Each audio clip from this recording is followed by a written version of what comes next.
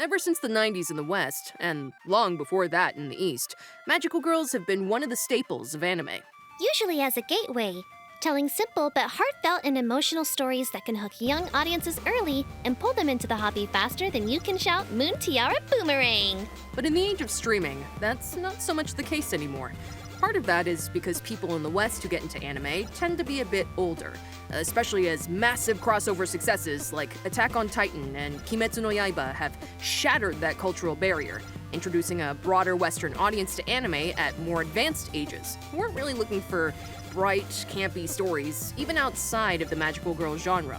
And part of it is because of that era we were in for a while, where it felt like every time we saw a magical girl, it was to torture them as much as possible. We'll call that the Madoka Magica effect. The problem is that most of these Madoka knockoffs were just that, knockoffs. They were riding the coattails of Madoka Magica, which exploded onto the scene with, let's be honest, the shock factor of its graphic violence and brutal story. And while there were some gems to come from that era, like my precious Yuki Yuna, the fad died out pretty quick.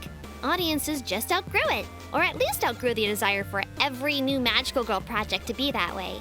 And when people grow up, they have a tendency to seek out stories that are more mature. Stories that, while fantastical, speak to the things they might be going through in their adult lives. And really, what better genre to tell stories like that than magical girls, right? I mean, we all know the whole premise of the classic transforming superheroine is a metaphor for young girls blossoming into young women. So, naturally, the next stage of that would probably look a lot like Kabushiki Gaisha Magilumiere, better known as Magilumiere Magical Girls Incorporated. Yeah, it's not the most fascinating thing out there. It doesn't thrive on the intense emotion of a lot of its contemporaries, or hell, even bombastic action like many of its Shonen Jump peers.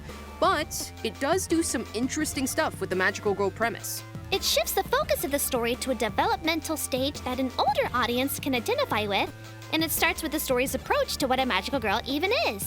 So grab a broom and a staff ID, because we're gonna cast a spell breaking down Magilumiere's systemization of magical girls.